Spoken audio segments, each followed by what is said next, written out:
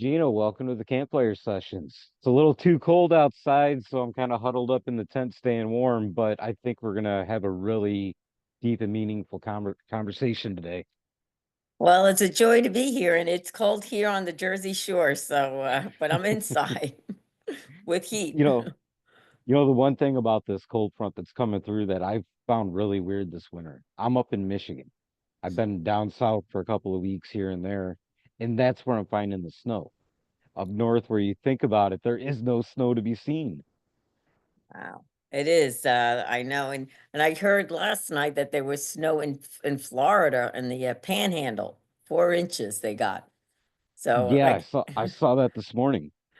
And that's it really makes me think a little bit about looking outside of the normal context of where we look for inspiration for progress along our journey. If we look somewhere else and kind of find something a little bit more unexpected, they'll seem to have the ability to recharge the batteries. Yeah, I agree with you totally, Mike. It's like looking outside the box. I mean, I feel like in my own life, you have your own routine, but if you kind of look outside the box and in the eyes of your faith or God or something, it's just like wow. It's like we're students for life. We have to remain teachable for life to hear and listen and to see like oh wow yeah. I mean, not to question it, just to receive it. That's the challenge right there. Uh, When you walk your journey and you get to that plateau where you're comfortable and you're just starting to chase all these different things, you feel like I've got nothing else to learn. And Epictetus talked a lot about that.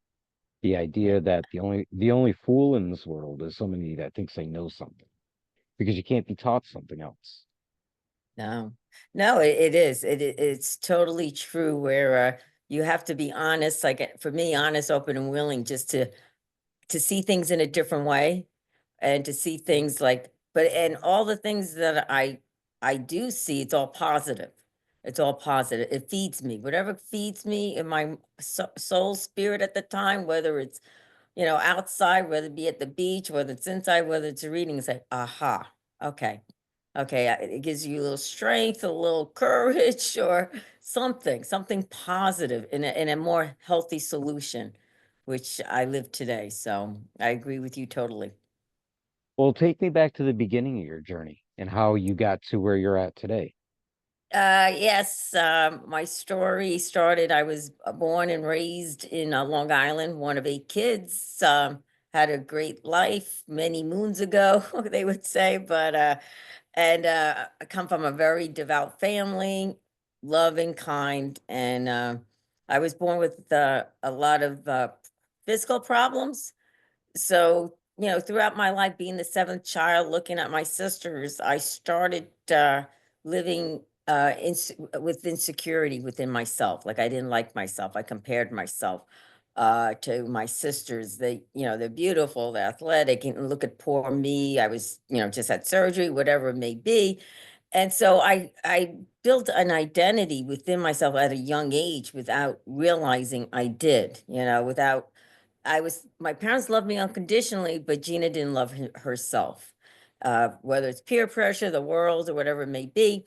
And then as I continue in my life, I graduated from, of course, from high school. I went to college, and yes, this is my life going to college. And but then I kind of fell away from the church. I fell away from the good things of life, finding the healthy ways of living, which, to be honest, all I was looking, my journey back there was looking for love and acceptance and where to belong. And I was looking in all the wrong places. And I could have wrote that song. That song was about me. If you recall, there was a song back then. I don't know how old you are, but it was like, yeah, that is me. I would have been millions, but that I didn't write that song, but I felt that was exactly what I was doing. And throughout college, it was the same thing. I graduated. Got a degree in social work. So I'm a people person. I I have a personality plus, but yet I was on this journey of searching, of looking and running to find something that will fill my insides with that peace, which of course back then I didn't know, but I was doing it. And the way I was filling it is with, with the drinking and with the drug, whatever it may be, thinking that that's it, that's it. And, but that, yeah, of course, in the long run, that was not it. And, but I learned a hard way. I really learned a hard way because it wasn't until the last 10 years that I really found who Gina was myself. And then I could enjoy life and be present to life. But back then after college, I went to go live with my family, my parents in Pennsylvania, uh, college graduate, trying to look for a job, and I bartended. I started bartending back then, thinking this is it, this is it. And yet during that time my mom was diagnosed with bone cancer and terminally ill. My dad and I were there. So once again, it was like, why me? Why am I home with my mom? Why did this happen to Gina? Poor Gina at this time. My siblings were all married and have kids and established, and it's like, okay. But of course, I took care of my mom with my dad, and of course, she did die in those 5 months, and that was another beginning of my journey. So in my life, I've been having a lot of journeys of finding who Gina truly is.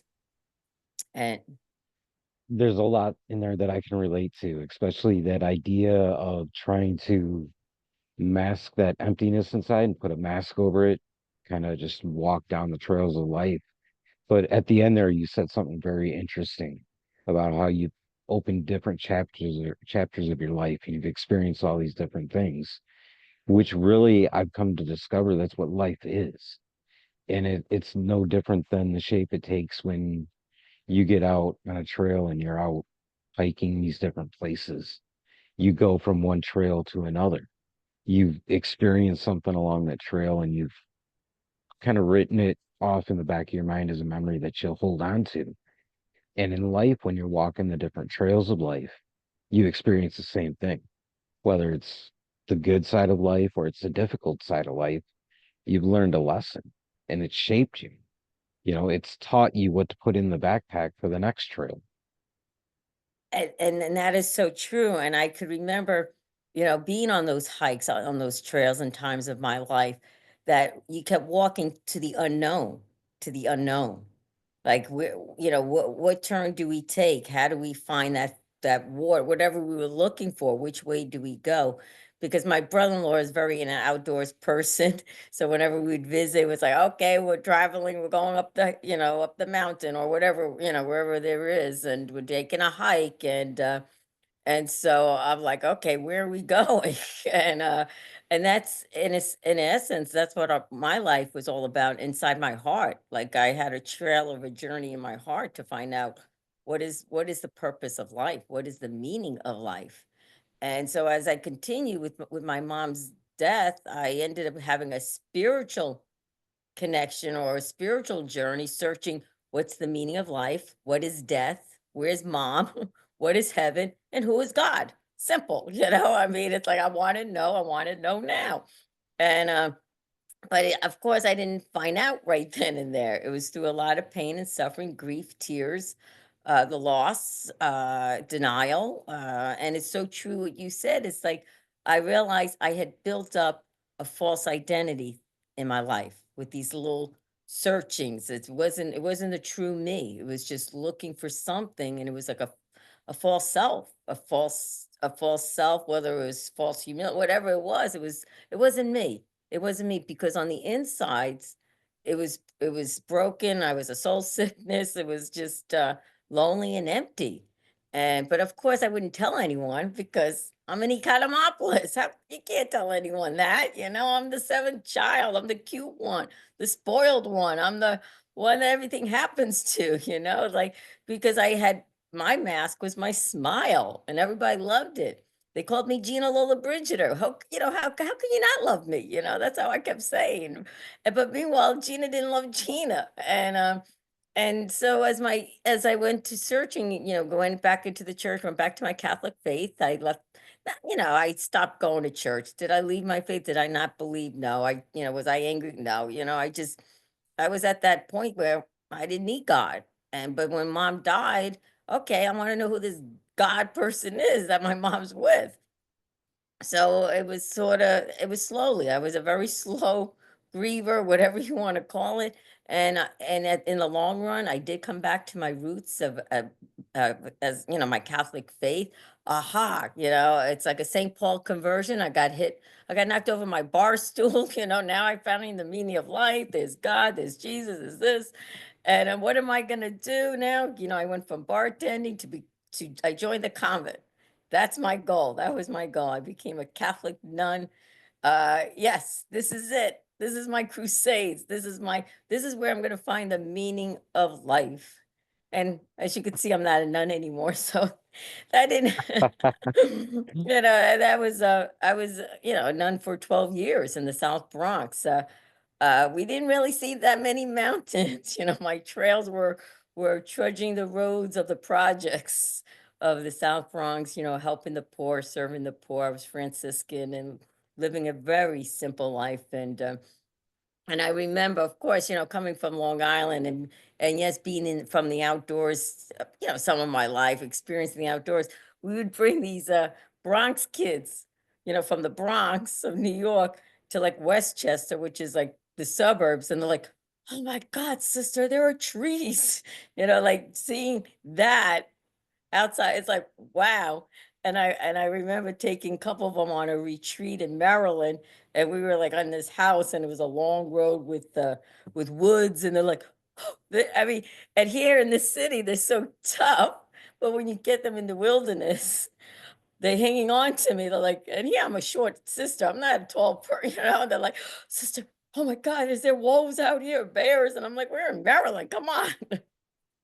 So, so it's funny on how, you know, being outdoors could really, you know, how do you say, like break down the walls of people, you know, to see whether it's whatever it is, but it was just, so that was like one of my greatest, fondest experience as a nun is taking these kids from the city to the you know, to outside and seeing their reaction to the trees. So, It's the fun part of it though, because you get the tagline of adventure. Everybody's got that sense of adventure inside. So it makes it safe and it makes it okay to go out and do these different activities that actually impact you internally and emotionally and give you tools to come back into the real world with. But if yeah. you were to go ahead and try to do those same things in the real world, you kind of, yeah, exactly. You shake your head and you're kind of like, no, that's not going to work Mm. No, because it's then it feels like work. The adventure yeah, part has been removed.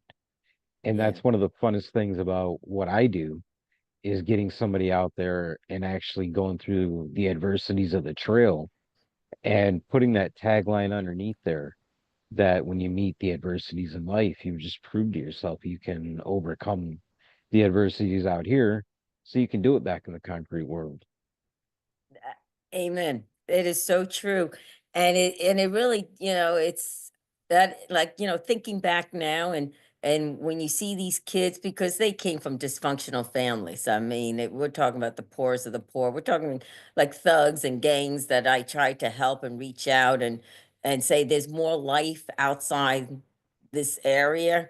And you know, a handful did get out or a handful moved on or got out and they explore, they're like, "Wow, wow." It's like a little kid, you know, opening up a gift, like, "Wow." And that was a gift for me to see that and to be part of their experience, knowing that you don't have to be in the city as it is. You don't have to be where you are, you know, you don't have to I mean, talking about persona, they build up this, you know, toughness and everything, like, and really, actually, some of them do go back because they're scared of the outside. They're scared of having something good to happen, but yet, you know, there were those that I have helped and touched, and they touched me too by seeing how they're childlike. They become, that's it. They become like childlike when you put them by a tree. I mean, it could be a simple tree, but it's a tree, and so yes, those were like the positive experiences as a sister, and but yet my insides were still searching.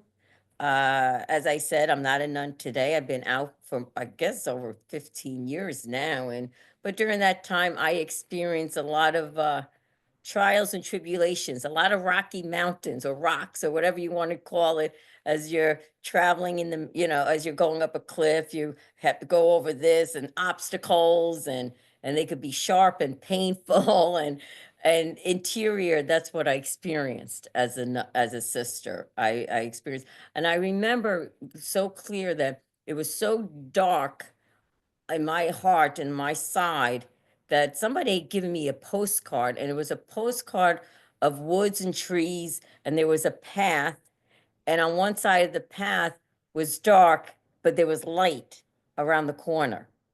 And I could still remember that, and that had helped me to say, "Okay, there's a light around the corner. There, I don't know what this light's gonna look like, but there's gonna be a light there." And it was something like a seed planted within me. Seeds are planted. I mean, they didn't really grow that fast, but yet it was there. And so I did, through being a nun, I had to go through, I had to trudge, through many pain and suffering and regards of like rejection, betrayal, whatever it may be. Um, and so in the long run, at the end of my 12 years, the community, the sister had said to me, "Oh, Gina, sister, you don't belong here anymore." And so it was sort of like, what? Once Yeah. again, it's like, where do I belong? Where do I belong? I mean, I was, I was kind of angry, not angry with God. I just couldn't believe that this was happening to me from a community of religious. Like this was that I was enduring, however, and but yet in the long run, once again, it was another pivot turn of my another chapter, another journey. Okay, where do I belong? But it didn't, like I said, mine did not happen overnight. It wasn't microwavable. It wasn't instant. It was through a lot of loss, pain, and grieving, a lot of, trudging the road of rocks and stones, you name it, going through the ravine, whatever you may call it, like crossing paths of the unknown. And but yet, God was there for me. I didn't see it, but he was there and he had opened up many he did. He opened up because I'm here today to share that. Uh, so yeah, so being a sister, was a great gift in one way, but yet it was a trials. It was a lot of learning, and then when I left the sisterhood, I went to go live with men with disabilities. They were adult men and women. Being a house mother was a transition time because, mind you, granted, I didn't sleep on the campfire floors, but I slept on the common floors. I lived a very austere life. What do you call it? Just, we didn't have whatever, flip flop, whatever, it was very austere. I didn't have a couch. I didn't have a rug. Um, didn't have any of that. So I lived. So when I, my first night being in a bed, I was like, oh my God, what is this? Because, being on a bedboard for 12 years, that's how I lived. So my mind, and then so coming into the world, going from that and coming, just blew my mind. It's like, how do I live? Who am I, first of all? And it was I was in my 40s, so you would think by now, like by 40s, you'd know who you are, what you're doing. You would have, have a family with kids. And here, I really didn't know who I was. I gave my life to God. I married him, and I really I was hurt by the community. I felt I was emotionally abused in many ways, but I'm out. Thank God. I have to say now I do. I thank God. That was not my path. Um, and I remember when I left the community, I was a very well known sister. Like everybody loved me. I had personality plus, even with a habit on. Like you didn't, I had bald head and everything. But yet, I still didn't like myself. I was still searching, and but yet a lot of people would say to me, "Oh, your sister, you're gonna go to another community," because there's thousands of religious orders out there, and I'm like, "Nope, nope." And I do have to say, thinking that you say you're from Michigan, during my last of my 2 years of religious life, they sent me away to Michigan. I was in Michigan for 4 months at a like a retreat place for sisters. Really, where And at? um, Alma, ALMA. Yeah, I'm familiar with that. That's cool. That's interesting. Oh, you telling me that was interesting? I was, I mean, and it was during. I went in October and I left in January, so it was cold. Oh, that was It was. nothing yet. I guess I left at the right time. Yeah, They the sisters gave me kind of like an ultimatum that I needed help. So I went to this community of sisters that ran this place in Alma for religious orders and priests and brothers, and to see if they have a vocation, to see if they're fit. But anyhow, that's a story in itself. And that's another journey within, because I was there. It was a 3 month program, but I ended up staying 4 months because they didn't know what to do with me. like I, they, and but I would have to say, granted, I did go to counseling, like with after my mom's death and everything, but this was like the first time that I really, had therapy, group therapy, you name it, and I didn't mind. I really didn't mind. I was like, give me a couch and I'll show you my problems, find out what's wrong with me, and right. um, and so I did. I mean, I had a positive experience, but then when I came back into the to my own community, because in Michigan, they said there's nothing really wrong with you. You just, you have a low self-esteem, you this, you have these physical problems that you brought on yourself. All you need is the spiritual healings. I mean, you're a great asset to this community.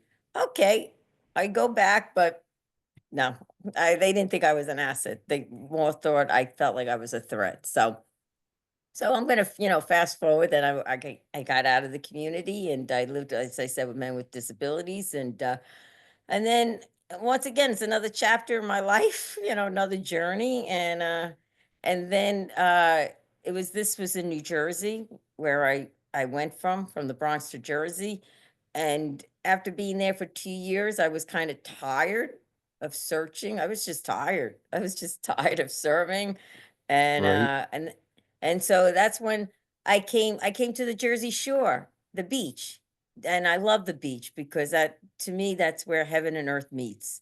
And I found, I was trying to find some peace and serenity, do what Gina wants to do, because I felt like I was doing what everybody else wanted to do.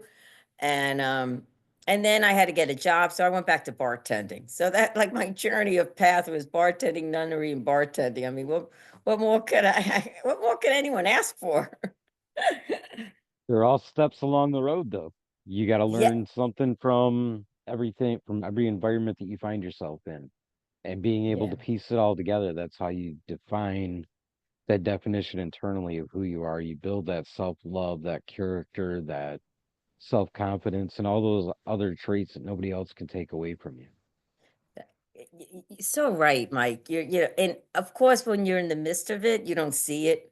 When you're in the midst of your storms, or if you're in the midst of being on a trail, getting, when you feel like you're lost, confused, where am I?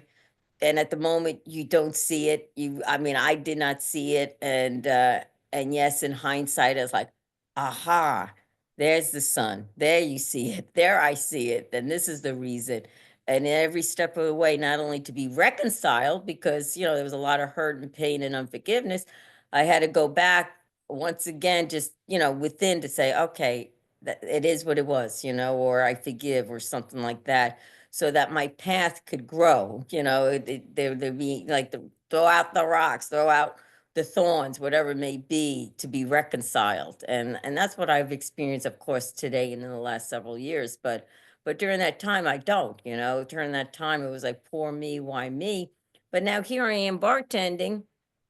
This is where my place is, bartending, talking to people, drinking, whatever you want to do, listening to their problems, saying goodbye, and getting the money and not dealing with government. That's why I never went into the social work field, which I probably should have, but I didn't. But anyhow, that wasn't my God's plan. But and then a gentleman came in, Danny, his name was, and I was like, wow, like, here I'm out of the convent for 2 years.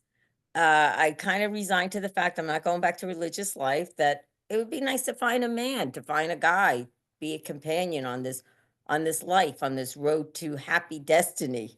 And So I did. I met Danny, and he was a great man, but yet he had his demons, and he had his problems, he had his trails of. He was an alcoholic, and alcoholism is a really cunning, baffling, insidious disease. It's very ugly. It's part of people's life at sometimes, but yet you could find recovery. And so when I met Danny, he was drinking, but then when he met me, he's like, "Oh, how can you not love me?" Like once again, Yeah. and so he was on his path of trying to find sobriety. And he did. He found it, back and forth.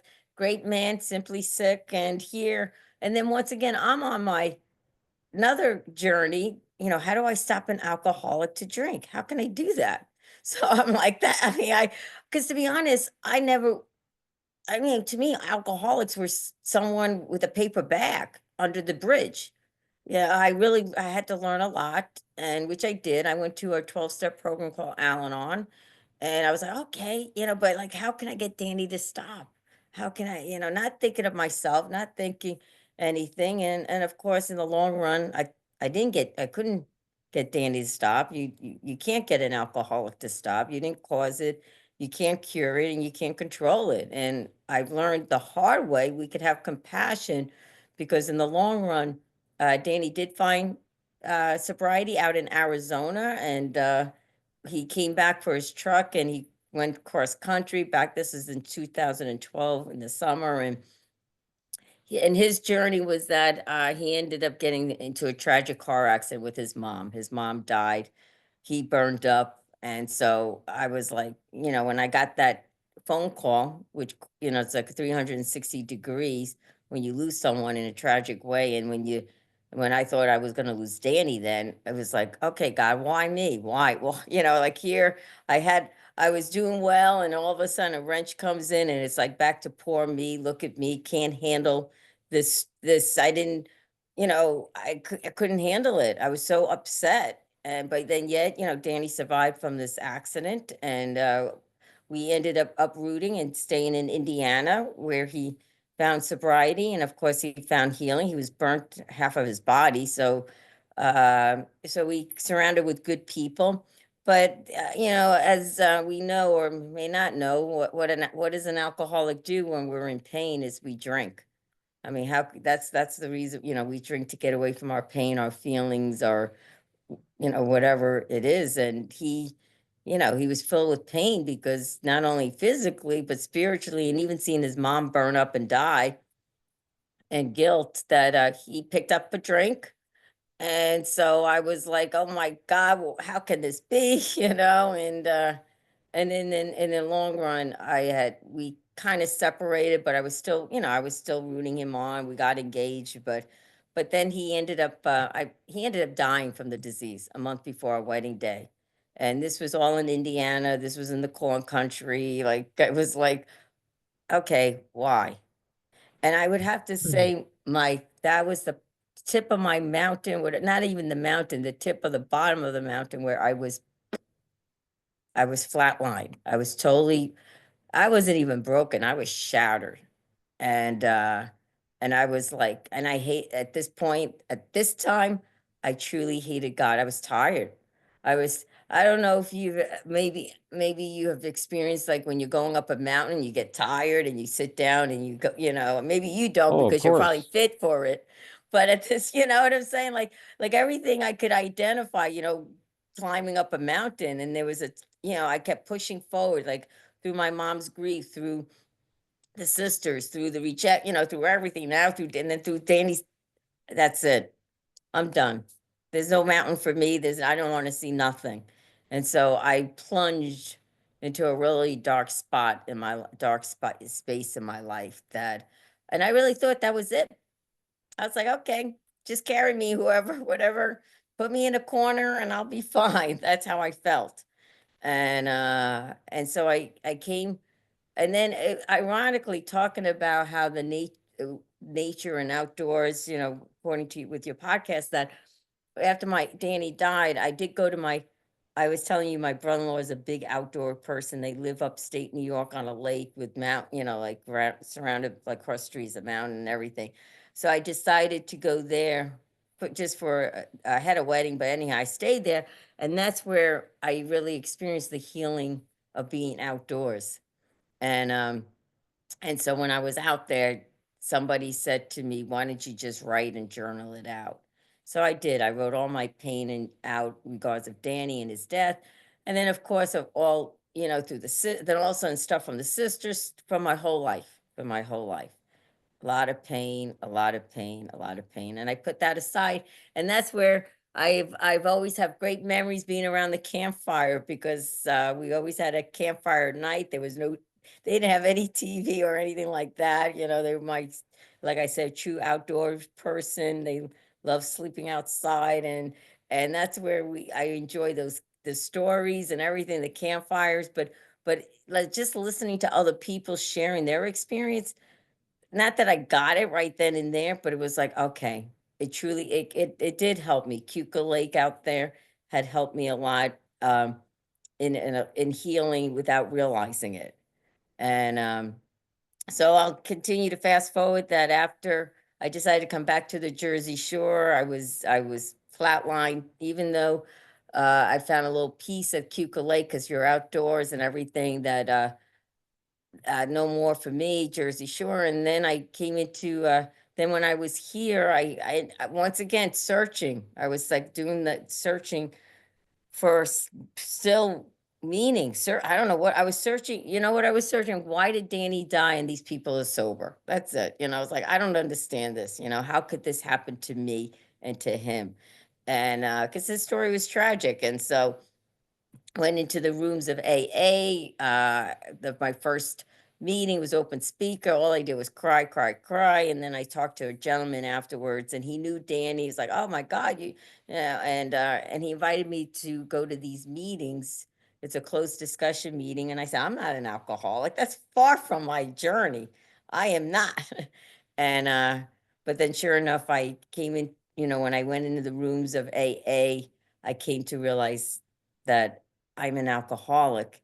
And that's where my real journey begins, is when I realized that I'm an alcoholic that I can't pick up. And in hindsight, I saw all that pain and everything I was carrying, that false identity, that false self just opened up, just opened up. And so I'm in recovery today, God willing, in April. I'll have 10 years of sobriety. But yet now in these last few years, or what, I can't say it happened overnight, that I could be present to life. I could show up today. I really enjoy being on the outdoors, not only experiencing, the beach or wherever I am, the presence of God, wherever, but I can enjoy it because my insides finally found home within. I finally found Gina within. And not only I found Gina within, the little Gina, I was able to embrace her and say, I love you. I love you. And so, as you had recalled to say that, we have our knapsack and with certain things in life, we put things in of life's lessons. And that's in a way of being in the rooms of AA. I my little toolbox, and I have things that I have learned and things that I put in my toolbox to say, okay, this fits good for me. This is no, this is not good. I don't like that. We'll put it aside until it does. And I always know seeds are always planted, and yeah, and that's where I am today. And I did write my book. I wrote my memoir about my whole journey of everything I shared here, and very open to more detailed stuff. And now I'm on the road of journey of healing, within and without, and to continue. And I'm here just to spread that message of hope and strength. And you can find it anywhere, anywhere. And I think it starts within, that you can enjoy outside, you know, outside. That was just from my experience. So. It's a beautiful journey. And, each step of that is so important on leading you to where you are now. So I think that being able to share that, being able to hear that, it serves as a very inspirational tale to a lot of people out there in this world that are kind of fighting along that same battle, feeling as if I'm just drifting from one place to the next because that's where the wind's taking me. But understanding that there's actual meaning on where you land. And when you get to the next spot in life, you'll look back and you realize that that meaning really is there and exactly what it was, how it was meant to help you. As we come to the end of our time together, people know how to get a hold of your book, do all the self promotion stuff, all that good stuff. Well, yes, I have my website called ginaecon.com. My book is available on Amazon. It's called Shake the Dust Off Your Feet and Walk, because I shook a lot of dust off my feet and kept walking, moving forward.